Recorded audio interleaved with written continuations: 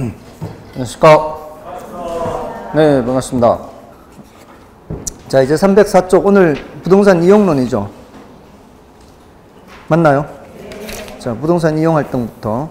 자, 여기는 뭐 중요도가 좀 낮습니다. 부동산 이용 활동은 지금 1번부터 이제 9번까지 9문제인데요.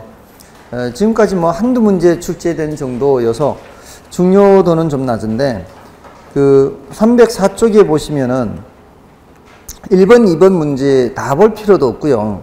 거기 이제 직주 분리와 직주 접근 요 개념만 조금 더 신경 쓰세요. 그러니까 1번에 2번 지문 있죠. 직주 분리라는 개념 있죠. 이게 다른 것보다는 직주 분리와 직주 접근이 조금은 더 중요하거든요. 그래서 2번에 직주 분리란 직장과 주거지가 분리되는 현상으로서 직주 분리의 결과 토지 이용이 보다 집약화되어 건물의 고층화 현상을 초래한다. 토지 이용이 보다 집약화되어 건물의 고층화 현상이 초래되는 것은 밖에 있던 사람들이 안으로 들어와서 나타나는 거죠. 요거는 직주 접근이 돼야 되겠죠. 그래서 틀렸고요. 다음에 4번 지문에 보시면 도심의 주거 환경 개선, 도심 지가의 상대적 하락. 도심 지가의 상대적 하락, 이 말 뜻이 뭐예요? 사람들이 외곽으로 자꾸 나가다 보면은 외곽의 땅값이 올라가게 되는 거예요. 그러면은 상대적으로는 도심의 지가는 떨어지게 된다는 겁니다. 그리고 교통체증의 발생, 바깥으로 나갔는데 안으로 들어오기가 힘들어요. 그러면은 사람들이 다시 안으로 들어오려고 한다. 직주 접근의 원인, 이렇게 되는 거죠. 자, 그렇게 봐주시고요. 그 다음에 2번 문제에서도 3번 지문, 5번 지문, 4번 지문도 함께 뭐 볼 수도 있고요. 2번에 3번 지문 보시면 직주분리란 직장과 주거지역이 분리되어 위치하는 현상이며, 이는 도심 내 지가 땅값이 비싼 걸 지가 고 이렇게 얘기하고요. 주거 환경의 악화, 그 다음에 교통체증 발생 등에 기인한다. 자, 이렇게 있는데, 지금 교통체증의 발생은 직주 분리의 결과로서 나타나는 거죠. 아직 사람들이 바깥으로 나가기 전인 상태에서 교통체증이 발생하는 것은 아니죠. 그래서 그것 때문에 틀렸고요. 다음에 4번 지문에 나오는 도시 휘촌화 현상 있죠. 4번에 도시 휘촌화 현상이라는 것은 도심이 재개발돼서 또 중고소득층의 도심으로 유입 때문에 나타나는 현상, 이걸 이제 도시 휘촌화 현상 하고요. 다음에 5번 지문에서는 직주 분리의 결과, 직장과 주거지가 분리되면은 도심 고동이 크죠. 이게 뭔 소리예요? 이 도심 고동 현상은 출퇴근 현상을 말해요. 외곽으로 나갔던 사람이 안으로 들어오는 출퇴근 현상. 이런 현상이 커지며 인구 공동화, 이건 인구 공동화라기보다는 도심 공동화, 보통 그렇게 표현을 하죠. 공동이 뭐예요? 비공자고 동자가 마을 동자예요. 빈마을이 된다, 뭐 이런 거죠. 도심이 밤이 되면은 어떻게 사람들이 바깥으로 이제 잠자러 나가니까 빈마을이 되죠. 그런 현상이 직주 분리 결과 나타난다. 자, 요거 좀 체크해 두세요. 이거면은 뭐 그렇게 뭐 부담스러운 정도는 아니니까. 그 다음에 이제 3번 문제가 그나마 출제됐던 문제예요. 23회 때. 그러니까 이 단원에서는 거의 출제 안 되는데 이게 출제가 됐던 겁니다. 스프롤 현상이라고 하죠. 도시가 무질서하게 외곽으로 확산되는 거죠. 그래서 이 1번에 도시 성장이 무질서하고 불규칙하게 확산되는 현상이다. 근데 2번이 틀렸죠. 이 스프롤이란 단어 뜻 자체가요, 외곽으로 스멀스멀 기어 나가듯이 이렇게 확산되는 현상을 스프롤이라 그래요. 그러니까 주로 도시 중심부의 오래된 상업지역과 주거지역에서 집중적으로 발생하는 것이 아니라 외곽으로 이렇게 뻗어나가는 것이 스프롤 현상입니다. 그리고 3번에 도시 교외로 확산되면서 중간중간에 공지를 남기기도 한다. 요거는 비지적 스프롤 현상이라 그래요. 비지. 비자가 날 비자고요. 지자가 땅 지자예요. 그러니까 날아가듯이 이렇게 껑충껑충 이렇게 공지를 남기는 거죠. 그 다음에 스프롤 현상이 발생한 지역의 토지는 토지 최유효 이용에서 괴리될 수 있다. 그래서 땅값이 많이 쌉니다. 다음에 간선도를 따라 확산이 전개되는 현상이 나타나기도 하고요. 정답은 2번이고 4번은 뭐 여러분이 좀 맞으시고요.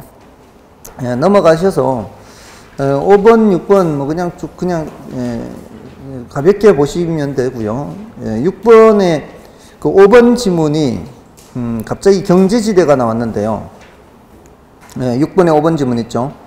경제지대 하면은 제가 부동산 학개론 강사 생각하라 그랬죠. 생산 요소 공급 곡선이 비탄력적일수록 이익녀가 많아요? 탄력적일수록 이익녀가 많아요? 이 부동산 학교는 강사들이 비탄력적일수록 제가 좋아져요? 탄력적일수록 좋아져요? 비탄력적일수록 좋아진다 그랬죠? 비탄력적일수록 저한테는 뭐가 많아진다? 잉여가 많아진다. 그러니까 경제지대가 잉여잖아요. 그러니까 비탄력적일수록 경제지대는 커지며 전용 수입은 작아진다. 됐나요? 기억나세요? 경제지대와 전용 수입은 서로 상반되는 개념이에요. 이렇게 제가 이렇게 했을 때 전체 수입 중에서 제가 애쓰는 만큼 받아가면 그건 뭐고요? 요거는 전용 수입이고 저한테 최소한 요만큼은 줘야 된다 그랬죠. 전용 수입을 다른 말로 이전 수입이라고도 해요. 근데 전체 수입에서 내가 애쓰는 만큼 뺀 나머지는 뭐예요? 이게 잉여잖아요. 저한테는. 이걸 뭐라고 한다? 경제지대라고 한다. 그러니까 이 단어는 경제지대지만 번역은 뭐로 해야 된다고요? 잉여라고 해야 된다. 잉여. 근데 이 잉여의 크기가 공급이 비탄력적일수록 어떻게 된다? 공급이 비탄력적일수록 잉여가 많아지잖아요. 이 부분이. 맞나요? 그러니까 이쪽 부분, 저쪽 부분, 이쪽 부분 이렇게 있잖아요. 경제지대와 전용 수입 이렇게 해서 저쪽이 많아질수록 이쪽은 작아지는 거죠. 그래서 완전 비탄력적이면 어떻게 해요? 전부 다 잉여라고 그랬죠. 전부 다 잉여. 자, 그 얘기하는 겁니다. 저거와 관련되는 내용들이 많아요. 헨리 조지의 토지 다닐세도 저걸 배경으로 해요. 그러니까 토지라는 생산 요소를 공급을 수직으로 봐버리면 어떻게 돼요? 토지라는 생산 요소 공급을 수직으로 봐버리면 토지 사용 대가는 전부 다 잉여가 된다 이 말이야. 수직이면 다 잉여요. 그러니까 고전학파는 지대를 다 뭐로 봤어요? 고전학파는 지대를 다 잉여로 봤죠. 그리고 고전학파는 토지의 자연적 특성을 강조했어요? 인문적 특성을 강조했어요? 자연적 특성을 강조해서 부중성 이렇게 봤단 말이에요. 토지의 공급이 수직이다. 그러니까 전부 다 잉여예요. 불로소득이에요. 그러니까 다른 조세는 싹 없애버리고 토지에만 조세를 부과하는 토지 단일세라는 것을 주장했잖아요. 그게 다 이게 수직인 걸 전제로 하는 거예요. 수직이면은 전부 다가 뭐가 되니까? 잉여가 되니까. 그러니까 제가 혹시라도 부동산학교 강사가 완전 비탄력적인데 수직이 돼버리면 제가 얻는 게 전부 다 잉여잖아요. 근데 거기에 세금을 100% 매겨도 제가 어찌할 수가 없어요. 제가 완전 비탄력적이기 때문에. 그죠? 완전 비탄력적일 때는 세금을 부과해도 완전 비탄력적인 쪽이 다 부담해야 되고, 그리고 자본 배분 왜곡도 있어요, 없어요? 자본 배분 왜곡도 없어요. 그러니까 완전 비탄력적에서 다 잉여라고 좋아라 했는데 세금 100% 매겨버리면 어쩔 수가 없는 상태가 되어버리는 거예요. 그게 토지 단일세예요. 아무튼 그런 배경이 있어요. 다음에 이제 7번을 좀 보시고요. 다음은 토지 이용 활동에 관한 설명이다. 옳지 않은 것은 1번의 침입이란 기존의 이용 주체 또는 토지 이용 형태에 새로운 이질적인 수준의 것이 유입되는 현상을 침입이라고 하죠. 여기 이제 부동산 이용 활동에서 출제 가능성이 높다면은 제가 판단하기에는 이제 직주 분리, 직주 접근 다음으로 침입과 개성이 오고요. 그게 이제 이 두 가지 개념이 출제될 가능성이 좀 높습니다. 다음에 2번의 확대적 침입이란 집약적 이용이 조방적 이용을 침입하는 경우를 말하며, 축소적 침입이란 조방적 이용이 집약적 이용을 침입하는 경우를 말한다. 어떤 게 일반적이겠어요? 예를 들어 주거지역에 상업용이 침입을 하면 그러면은 그 지역이 점점 상업지역이 되어가면서 집약도가 어떻게 돼요? 집약도가 높아지죠. 땅값도 비싸지면서 조금은 더 집약도가 높아지게 돼요. 근데 그렇게 침입하는 것이 일반적이어 있어요. 상업지역의 주거용이 침입하는 게 일반적이어 있어요. 주거지역의 상업용이 침입하는 게 더 일반적이죠. 그렇지 않나요? 왜 그러겠어요? 대부분은 어떤 곳에 침입을 하는 건 주거지역의 상업용이 침입하는 이유는 땅값이 상업지역보다는 주거지역이 좀 더 싸잖아요. 그러니까 거기 가서, 그리고 주거지역이기 때문에 사람들이 많이 사니까 거기 가면은 무슨 장사할 기회가 더 생길 수 있잖아요. 그래서 주거지역에 상업용이 침입해서 그 지역의 땅값을 올리면서 집약도를 높이는 게 보통이다 이 말이죠. 그런 침입을 무슨 침입을 한다? 확대적 침입이다 이렇게 표현을 한다 이 말이에요. 다음에 3번의 직주분리 결과 도심 건물의 고층화 현상이 초래되며 도시였잖아요. 이거는 직주 접근의 결과죠. 4번 틀렸고요. 다음에 4번의 직주 접근이란 직장과 주거지가 가까워지는 현상을 말하는데 이를 회귀 현상이라고도 하죠. 이게 나갔던 사람들이 되돌아오는 거니까. 다음에 계승이란 침입의 결과 종래의 이용이 새로운 차원의 인구 집단 또는 토지 이용으로 교체되는 것을 계승 그렇고요. 다음에 이제 8번에 생산 요소의 대체성과 도시지대 이런 표현을 쓰고 있는데요. 생산 요소의 대체성이라는 표현 몇 번 들어보셨나요?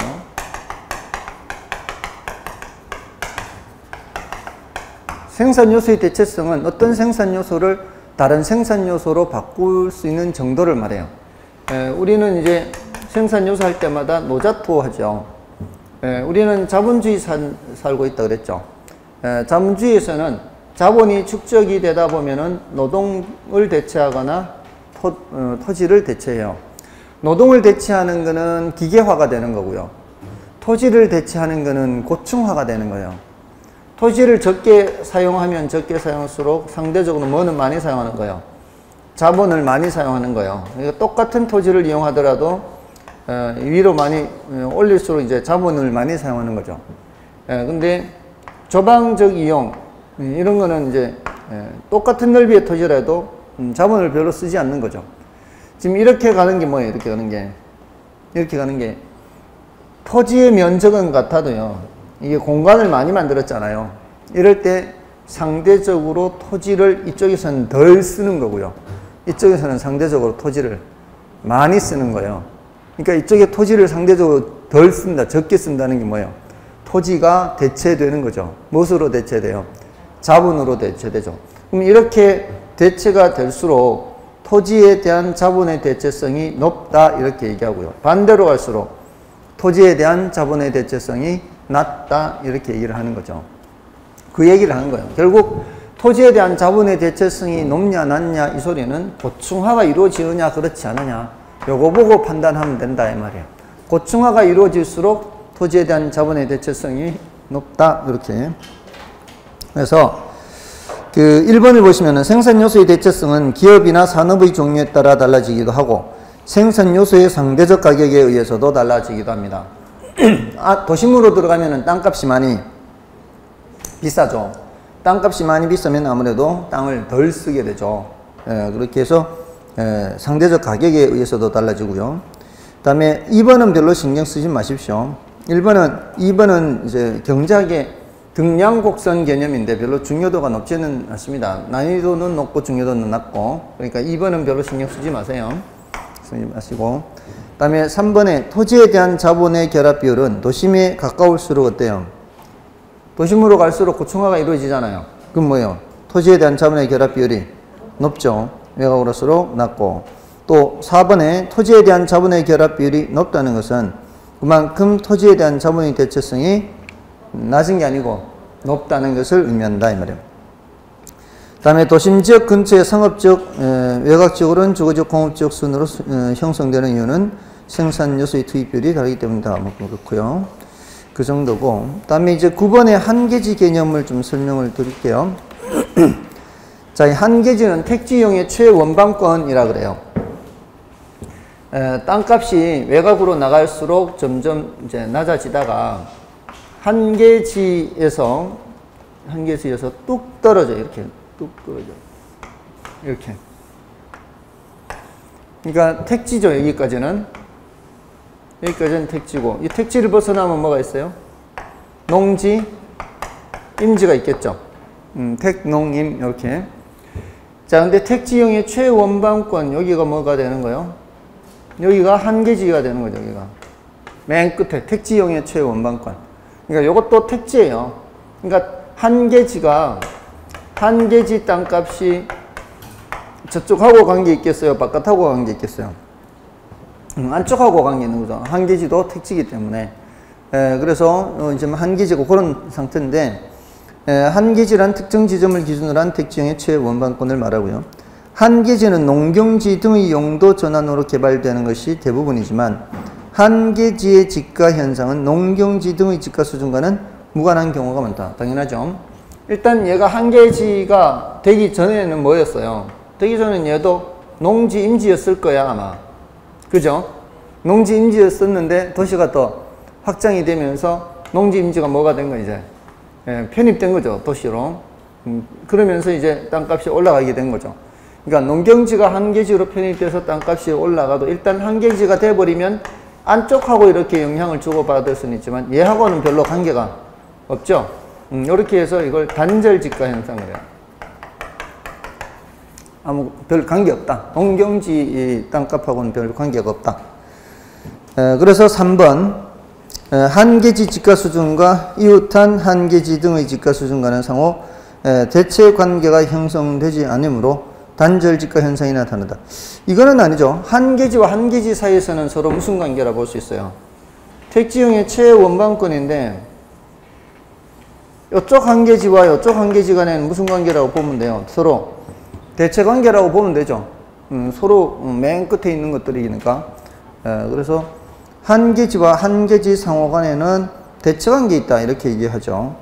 단절지가 현상이 나타나는 것은 누구하고 관계예요? 주변의 농경지와 한계지 사이에서는 단절지가 현상이 나타나지만 한계지와 한계지 사이에서는 상호 대체 관계 있다 이렇게 표현합니다. 다음에 4번에 한계지는 초기에 지가 상승이 빠른 모습을 보인다. 그렇죠. 다음에 한계지는 대중교통수단 및 기타 운동으로 연장되기도 하고 축소되기도 한다. 그렇고요. 다음에 이제 부동산 관리론으로 가시고요. 부동산 관리 파트는 뒤에 이제 부동산 마케팅하고 두 파트는 부동산 학개론에서 제일 쉬운 두 파트예요. 그러니까 그렇게 어렵지 않고요. 분량도 좀 적은 편입니다. 여기서 이제 주로 출제되는 주제는 부동산 관리의 영역이라는 주제가 있고요. 영역은 이제 영역이 넓고 좁고 더 좁고 이렇게 되는 거죠. 그래서 자산 관리라고 하는 거 있죠. 에셋 매니지먼트 이렇게 하는 거 있죠.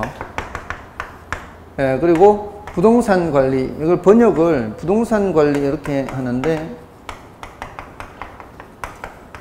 이걸 프로퍼티 매니지먼트인데요. 어떤 경우에는 이걸 건물 및 임대차 관리 이렇게 번역하고요. 어떤 경우에는 이걸 재산 관리 이렇게 번역해요. 그러니까 이 영어 단어를 보면 돼요. 영어 단어를. 에셋 매니지먼트 할 때 에셋은 자산이잖아요. 여기 자산에는 부동산만 있는 게 아니죠. 주식도 있고 채권도 있고 다른 종류의 자산도 많아요. 그런 다른 종류의 자산을 고려하는 부동산 관리예요. 그러니까 부동산만 생각하지 말고 다른 종류의 자산도 생각하면서 부동산을 관리하는 거예요. 이런 관점에서는 부동산의 보유 비중이 너무 많거나 보유 비중이 너무 적거나 이러면은 뭐까지 신경 써야 돼요? 포트폴리오까지 신경 써야 돼요. 부동산을 매입도 하고 매각도 하고 이런 전반적인 종합적으로 다 살펴보는 관점에서 하는 부동산 관리가 자산 관리로서의 부동산 관리, 에셋 매니지먼트. 근데 여기는 다른 자산 신경 써요, 안 써요? 다른 자산은 신경 안 쓰고 딱 그 해당 부동산만 신경 쓰는 거예요. 그럼 해당 부동산만 관리하면 되는데 그거를 처분해버리면 안 되죠. 그 해당 부동산 관리해서 그 부동산의 운영 수익을 극대화하라 했는데 그걸 뭐 처분해버린다거나 이러면 안 된단 말이에요. 이건 포트폴리오까지는 신경 쓰지 않아요. 그러니까 여기는 위하고 아래하고 이제 초점이 다르죠. 위는 소유주의 전체 부의 부를 극대화하는 거예요. 근데 이거는 소유주 부를 신경 쓸 필요 없이 해당 부동산이죠. 해당 부동산의 운용수익 극대화예요. 그러니까 범위가 좀 더 좁혀진 거죠. 이거보다는 범위가 더 좁아요. 그 다음에 시설관리가 있죠. 시설관리는 이제 가장 범위가 좁죠. 이거는 Facility Management에서 시설 유지 관리예요. 그러니까 범위가 제일 좁혀지는 거예요. 이게 이제 부동산 관리 영역이고요. 그 다음에 부동산 관리의 내용 해서 법경기 하는 거 있죠. 법적 관리, 경제적 관리, 기술적 관리. 법적 관리는 주로 어떤 표현이 나온다고 그랬어요? 주로 권리라든가 권리 분석, 권리 관계를 조정한다거나 계약 관리, 예약 관리 이런 표현들이 나오죠. 그 다음에 경제적 관리는 경영 관리라고도 해서 돈 들어오고 나가는 거, 수익 뭐 이런 거죠. 순이익이 어떻다. 그럼 그러려면 순이익 따지려면 수입과 비용 이런 걸 따져야 되겠죠. 그러니까 이 수입과 비용, 수입은 들어오는 거고 비용 나가니까 수지 관리라고 하죠. 수지 관리. 그리고 회계 관리, 또는 인력 관리. 인력 관리 이런 건 이제 경영 관리라는 관점에서 보는 거죠. 이런 표현들이 있으면 이제 경제 경영 관리, 경영도 함께 생각하면 되니까. 그다음에 기술적 관리는 위생, 설비, 보안, 보전 이런 것들이죠. 이런 것들이 부동산 관리 내용. 이거 구별하면 되는 거예요. 그러니까 별로 어렵지 않아요. 그다음에 부동산 관리 방식이죠. 이건 자위혼하죠. 자가관리, 위탁관리, 혼합관리. 이거 이제 장단점 비교하는 거죠. 이거 장점, 단점을 비교하면 되는 거예요. 이것도 뭐 그렇게 어렵지 않고요. 대부분은 여기서 출제가 됐어요. 이거 외에 나머지 잡다한 내용들은 이 임대료 산정 방법이라든가 임차인 선정이라든가 또는 건물 생애주기라든가 이런 거는요 언급이 돼도 정답 지문이 되지 않고요. 정답 지문이 된 거는 지난 10년간 두세 문제밖에 없어요. 12세 문제 출제됐는데 그 중에서 10문제가 여기에서 여기 세 개 파트. 그 세 개 파트 위주로 이제 하시면 되는 거죠. 자, 이제 문제를 좀 보시면은 문제 309쪽의 문제가 1번, 2번, 3번이 모두 다 이 법경기에 해당한 거예요. 법경기. 1번, 2번, 3번은. 1번에서부터 3번은 법경기. 이건 이제 제가 이렇게 문제를 분류할 때는 정답 지문 위주로 분류하는 거예요. 정답 지문이 여기에 있다 이 말이에요. 여기 법경기에. 그래서 1번을 보시면은 부동산 관리에 관한 다음 설명 중 옳지 않은 것은 1번에 위생관리, 설비관리, 보안관리, 보전관리 이런 거는 무슨 관리예요? 기술적 측면이죠. 다음에 도시화와 건축기술의 발달은 건물의 고층화, 대형화를 유발하여 전문적인 관리의 필요성을 증대시켰다. 여기서 전문적인 관리는 자가관리, 위탁관리, 혼합관리 중에 어떤 관리로 바꿔 쓸 수 있을까요? 전문적인 관리는 위탁관리로 바꿔 쓸 수가 있죠. 다음에 3번에 권리 조정, 권리란 말 나오죠. 권리 분석, 권리란 말 나오죠. 근데 세 번째, 인력관리 나오죠. 좀 성격이 다른 거 이게. 다음에 마지막에 계약관리 나오죠. 요거는 법적관리 다시 돼요. 그래서 중간에 인력관리만 지금 성격이 달라요. 그래서 법률적 측면의 부동산 관리에 해당한다. 인력관리는 뭐에 속하는 거예요? 경제적 관리에 속하는 거예요. 그거 구별하면 되는 정도잖아요. 다음에 부동산 관리는 관리 주체에 따라 자가관리, 혼합관리, 위탁관리로 구분되고요. 또 자가관리는 관리의 효율성과 전문성이 떨어져 불필요한 관리 비용의 지출을 유발할 수가 있죠. 자, 뭐 그런 정도고요. 다음에 2번은 정답 지문만 좀 체크해 볼까요? 2번은 5번을 보시면은 경제적 측면의 부동산 관리는 대상 부동산의 물리적, 기능적 하자 유무. 물리적, 기능적 하자 유무를 판단하는 것은 경제적 측면이 아니고 뭐예요? 기술적 측면이죠. 그래서 틀린 지문이죠. 나머지는 됐고요. 자, 넘어가셔서 3번도 좀 보겠습니다. 자, 3번에 다음은 부동산 관리 내용에 대한 설명이다. 옳은 것은 1번 기술적 관리 내용으로는 위생관리, 회계, 위생, 회계 지금 좀 짝이 안 맞죠 지금? 위생, 설비, 보안 이런 거는 맞는데 회계는 어디로 들어가는 거예요? 경제, 경영관리로 들어가야 되겠죠. 그래서 1번은 틀렸고요. 자, 2번에 위탁관리 방식은 자기관리 방식에 비해 기밀 유지에 유리한 반면 기밀 유지에 유리한 거는 어떤 방식이에요? 자가관리죠. 자가관리. 관리의 전문성이 떨어져 완전히 바뀌어 있죠. 지금 위탁관리와 자가관리 바뀌어 있어요. 2번 틀렸고요. 그 다음에 기술적 관리를 협의의 관리 또는 유지관리라고도 해요. 이거는 맞아요. 근데 부동산 유지활동 중 대응적 유지활동이 가장 중시된다. 자, 여기 유지활동 이런 말이 나오죠. 유지관리는 이 기술적 관리에 해당하거든요. 이게 유지라는 게 뭐 현상 유지하는 게 보존하는 거죠. 보존. 유지관리. 근데 유지관리에는 세 가지가 있어요. 하나는 대응적 유지가 있고, 하나는 예방적 유지가 있고, 또 하나는 일상적 유지 이렇게 있어요. 대응적 유지는 뭐겠어요? 문제가 터졌을 때 거기에 대응하는 거니까 사후적 유지 관리고요. 예방적 유지는 예방이니까 뭐예요? 사전적 유지고요. 일상적 유지는 뭐 문제가 나든 안 나든 늘상 하는 거예요. 매일같이 하는 거. 매일같이 화장실 청소하고 또 뭐 한 달에 한 번씩 뭘 점검하고 6개월에 한 번씩 뭘 하고 이건 뭐겠어요? 정기적 유지, 정기적. 이 세 가지 중에 제일 중요한 게 뭐겠어요? 문제가 터지기 전에 미리 예방해야 되겠죠? 이게 가장 중요합니다. 사전적 유지, 예방적 유지가 제일 중요합니다. 그래서 틀렸고요. 그 다음에 경제적 관리는 부동산에 발생되는 순이익이 합리적으로 산출되도록 노력하는 행위를 말하며 여기까지 맞죠? 근데 계약 관리들, 계약은 어디에 들어간 거예요? 계약은 법적 관리죠. 계약서를 어떻게 작성하느냐에 따라 나중에 법적 분쟁이 발생하고 그렇지 않거나 이렇게 계약의 문제는 법적인 문제죠. 계약의 문제는 법적인 문제입니다. 그래서 틀렸고요. 다음에 토지에 대한 경계 확인, 측량, 경계, 측량 이런 거 뭐예요? 기술적 관리잖아요. 근데 토지의 지목 변경은 다르죠.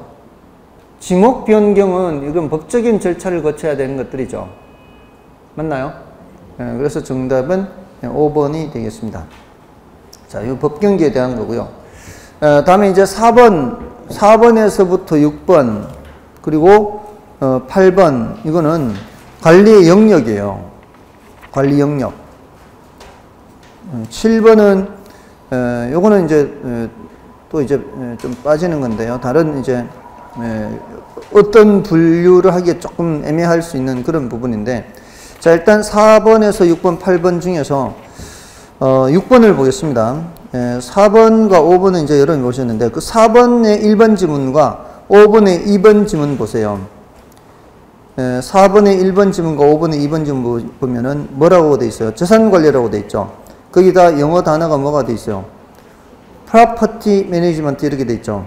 근데 그게 6번으로 가시면은 6번에 부동산 관리는 자산관리, 건물 및 임대차 관리, 시설관리 이렇게 돼 있잖아요. 여기서는 건물 및 임대차 관리, 이게 바로 프로퍼티 매니지먼트로 돼 있는 거예요. 지금 영어 단어를 안 써줬는데 우리 실전에서는 다 영어 단어 써줘요. 여기에 프로퍼티 매니지먼트예요. 그래서 6번을 보시면 되겠습니다. 다음에 부동산 관리 업무 중 시설 관리에 속하지 않는 것은 했어요. 시설 관리. 시설 관리는 시설 유지 관리잖아요. 그러니까 1번에 설비의 운전 및 보수, 이건 뭐겠어요? 시설 관리에 들어가죠. 근데 부동산의 매입과 매각 관리, 이건 뭐예요? 부동산을 매입하고 매각하는 거는 뭐까지 신경 쓰는 거예요? 포트폴리오까지 신경을 써야 하는 얘기들이죠. 그러니까 요거는 답이 될 수가 없고요. 근데 나머지 것들도 별로 어렵지 않잖아요. 에너지 관리, 건물 청소 관리, 방범, 방제 등 보안 관리, 이런 것들이 다 무슨 관리예요? 시설 관리가 되는 거죠. 대체로 지금 4번과 5번도 마찬가지예요. 이 기출문제인데 그 4번, 5번 문제들이 다 대체로 찾기가 그렇게 어렵지는 않은 그런 주제들로 되어 있죠. 자, 그렇게 보시고요. 그 다음에 312쪽에 가시면 이제 7번을 보시면 부동산 관리에 관한 설명으로 오는 것은, 자, 요거는 이제 여러 가지 주제가 겹쳐 있거든요. 1번을 보시면 이제 부동산의 법률 관리, 법경기, 이제 요거는 부동산 관리 내용이죠. 법률적 관리는 부동산 자산의 포트폴리오 관점에서 자산 부채의 재무적 효율성을 최적화한다. 지금 법률적 관리하고 지금 짝이 맞지 않죠? 포트폴리오 관점에서 이렇게 보면 이거 무슨 관리예요? 자산 관리죠, 자산 관리. 그리고 이거를 부동산 관리 영역으로 보면 자산 관리예요. 포트폴리오까지 신경 쓰는 거는. 근데 이쪽 그 표현이 법경기로 보면 어디로 들어가는 거예요? 법경기로 보면은 경제적인 관점에서 들어가야 되죠. 자산 부채 이렇게 들어가잖아요. 그러니까 내용으로는 경제적 관리고 영역으로는 자산 관리 이렇게 들어가는 거죠. 그래서 1번 틀렸고요. 다음에 2번에 부동산 관리에서 유지란 외부적인 관리 행위로 부동산의 외형 형태를 변화시키면서 양호한 상태를 지속시킨다. 유지라는 게 형태를 변화시키면 그게 유지인가요? 말이 안 되잖아요. 지금 단어의 의미하고 벌써 짝이 맞지 않죠. 그래서 틀렸고요. 그 다음에 건물 관리의 경우 생애 주기 비용 분석을 통해 초기 투자비와 관리 유지비의 비율을 조절함으로써 보유 기간 동안 효과적으로 총 비용을 관리할 수 있다. 이게 정답 지문인데 이 정답 지문이 지금 여기에 어딘가는 포함되지 않는 거잖아요. 그래서 이제 분류하기가 좀 애매하긴 한데 이거는 다른 지문들 보고 3번 지문을 골라내야 되는 거죠. 그러니까 4번에 보시면은 시설 관리는 시장 및 지역 경제 분석, 경쟁 요인 및 수요 분석. 지금 이게 시설 관리하고는 지금 안 맞잖아, 지금. 이거는 부동산 관리 영역으로 보자면은 자산 관리 쪽으로 가야 되고 또 법경기로 보자면 경제적 관리로 가야 되잖아요. 그다음에 5번에 자산 관리는 건물의 설비, 기계 운영 및 보수, 유지 관리. 이건 어디로 가야 돼요? 시설 관리로 가야 되죠. 그러니까 영역으로 하면 시설 관리로 가야 되고 부동산 관리 내용으로 보자면은 기술적 관리로 가야 되잖아요. 그러니까 지금 어느 정도 이 관리 영역과 관리 내용을 아는 사람이라면 그러면은 3번이 지금까지 했던 내용에서 잘 나오는 게 아니잖아요. 이게 건물 생애 주기 이걸 이제 정답 지문으로 한 거니까 그래도 정답을 찾을 수는 있다는 거죠. 자주 출제되진 않더라도. 그래서 정답은 3번이고요. 다음에 이제 8번을 보시면 아까 이거 8번이 저거라 그랬죠. 관리 영역이라고 했나요? 관리 내용이라고 했나요? 관리 영역이라고 그랬죠. 그래서 1번에 보시면은 오피스 빌딩에 대한 대대적인 리모델링 투자 의사결정은 부동산 관리 영역 중 영역에서 시설 관리에 속한다. 대대적인 리모델링 투자 의사결정을 하는 거잖아요. 이거는 시설 유지하는 거하고는 관계없죠. 근데 1번에 지금 시설 관리에 속한다 돼 있잖아요. 이건 어디에 속한다고 봐야 돼요? 이것도 자산 관리. 이게 해당 부동산의 운영 수익을 극대화하는 것도 아니잖아요. 대대적 리모델링 투자 의사결정은 자산 관리다. 이렇게. 그 다음에 2번에 부동산의 유지 관리는 시설 관리에 포함되는 것으로 대응적 유지 활동보다 예방적 유지 활동이 중시된다. 이건 아까도 했고요. 그 다음에 자산 관리란 부동산의 가치를 증진시킬 수 있는 다양한 방법을 모색하는 적극적인 관리에 해당한다. 그렇고요. 그 다음에 부동산 이 세 가지 관리 영역에서 세 가지 중에서 가장 적극적인 게 이거죠. 자산 관리가 가장 적극적이고 이거는 가장 소극적이죠. 시설 관리가 가장 소극적. 다음에 4번에 부동산 간접 투자 규모가 확대되면서 관리 업무를 자산 관리 회사에 위탁하는 경향이 농후해지고 있다. 예전에 비해서 이제 자산 관리 회사의 업무가 많이 늘어났죠. 이 자산 관리, 우리나라의 자산 관리 회사가 많이 발달하게 된 결정적인 이유는 바로 뭔가 하면은 IMF입니다. IMF 때문에 결정적으로 자산 관리 업무가 엄청 많아진 거예요. 왜냐하면 일단 IMF 때 우리나라에 외국인들이 부동산을 엄청 매입했거든요. 우리나라 부동산을 외국인들이 쉽게 취득할 수 있도록 했어요. 왜냐하면 달러를 들여와야 되잖아요. 지금 달러가 모자라는 상황이었잖아요. 달러를 모자라니까 급한 대로 막 IMF에 가서 IMF가 국제통화기금 해서 거기 가서 돈 빌려온 거예요. 우리 IMF 체제 하잖아요. IMF라고 하는 게 아쉬운 소리 하면서 돈 빌려온 거예요. 그 아쉬운 소리가 IMF가 시키는 대로 구조조정을 해야 돼요. IMF가 시키는 대로. 그러니까 IMF 그게 일종의 그 뭔가 하면은 정치 군사적으로 이제 식민지인 것처럼 경제적으로 식민지인 거예요.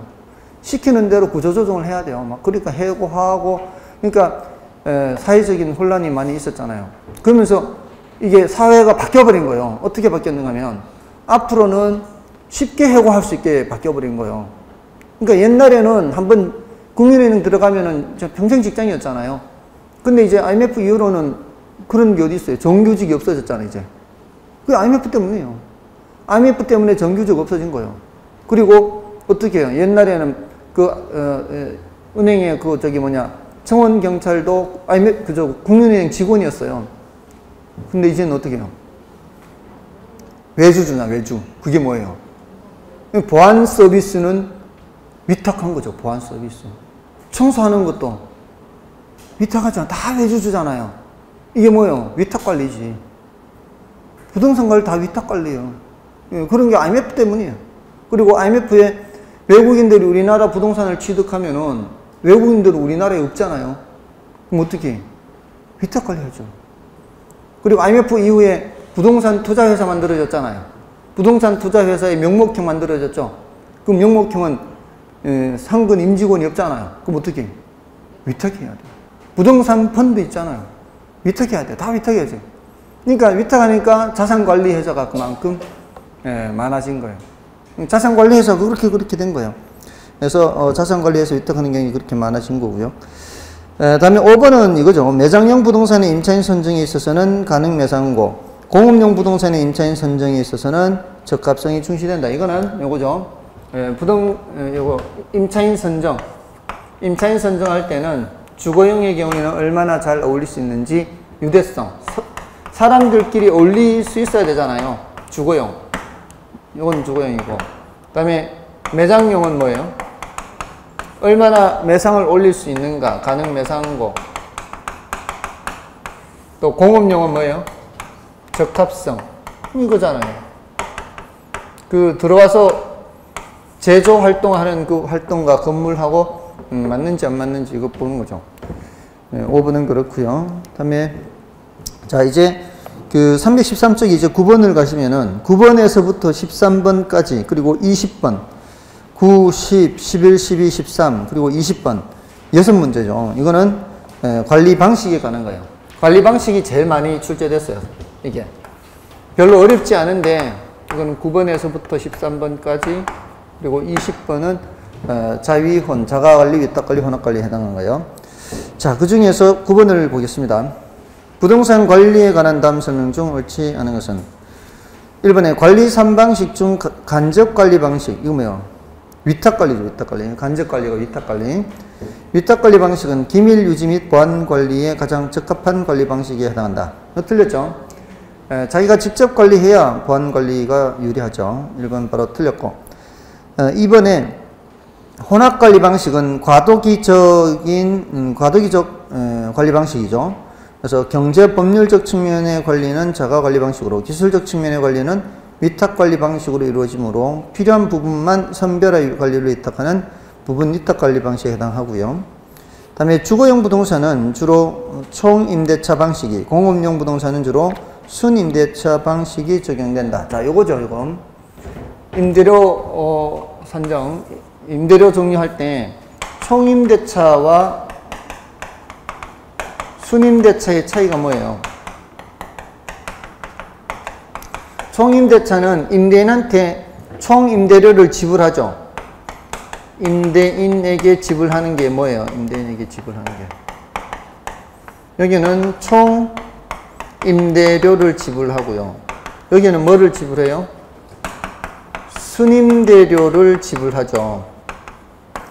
그럼 비용 지출의 의사결정을 누가 해요? 비용 지출 의사결정. 비용 지출에 대한 의사결정을 여기서는 누가 하는 거예요? 임대인이 하는 거죠. 총 임대를 다 주니까 청소 용역업체는 누구를 선정할 건지, 보안 서비스는 누구한테 받을 건지, 화재보험은 어디 들 건지, 이런 의사결정을 누가 하는 거예요? 임대인이 하고, 이건 누가 하는 거예요? 임차인이 하는 거예요. 근데 이제 임차인이 모두 다를 하는 것이 원래 의미의 순임대차지만, 임대인하고 계약을 해서 무슨 항목에 대해서는 당신이 하세요. 나머지는 알아서 할 테니까 거기에 맞게끔 돈 주세요. 이런 식으로 미리 계약을 하는 거예요.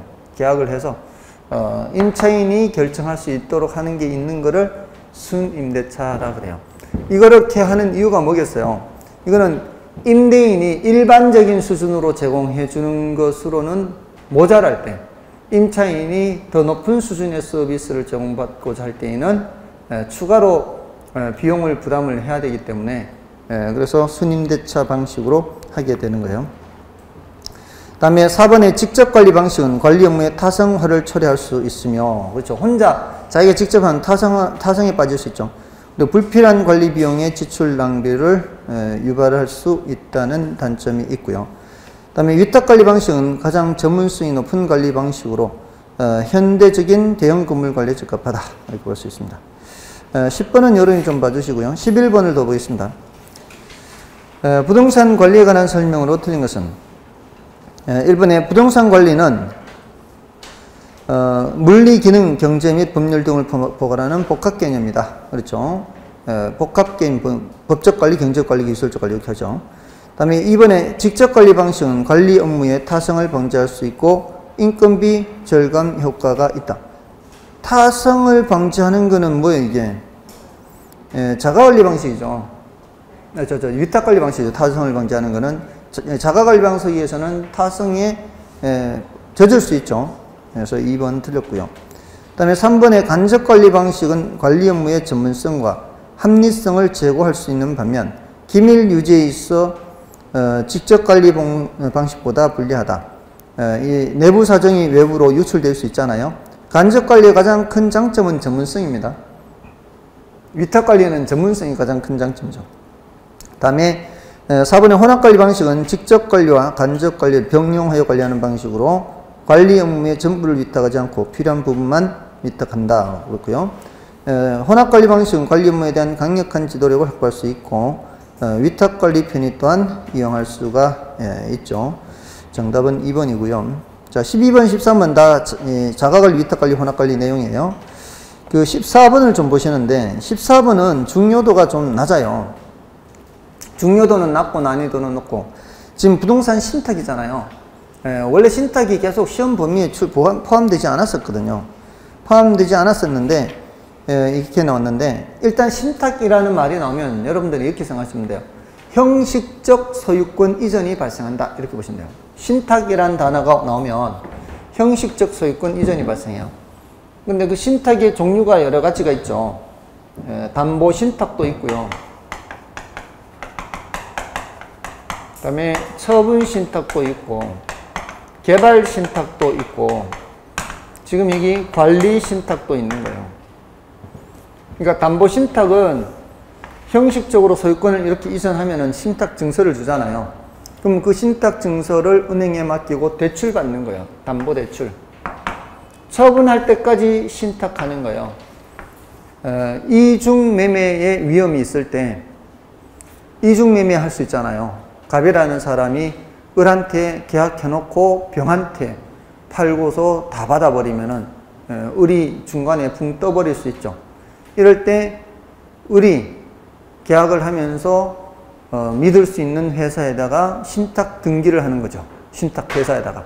신탁회사에다가 신탁 등기를 해버리면은 갑이 이중매매를 할 수가 없죠. 맞잖아요. 소유권을 믿을 수 있는 제3자한테 소유권을 이전을 해 놨으니까 갑이 함부로 못할 거 아니에요. 맞아, 아니에요. 소유권을 넘겨버렸으니까. 그리고 중도금, 잔금 이렇게 하면은 신탁회사가 이제 다 종료가 되면은 돈은 돈대로 주고 소유권 이전해주고 이렇게 하고 처분할 때까지 형식적으로 소유권을 이전하는 거예요. 일종의 에스코로 생각하면 돼요. 중개사법에 에스코로 안 하나요? 에스코로 하잖아요. 그렇게 생각하시면 되는 거예요. 그 다음에 개발 신탁은 뭐예요? 토지를 개발해 주세요 신탁하는 거예요. 그러면 이제 형식적으로 소유권 이전해 놓으면은 누가 다 알아서 해요.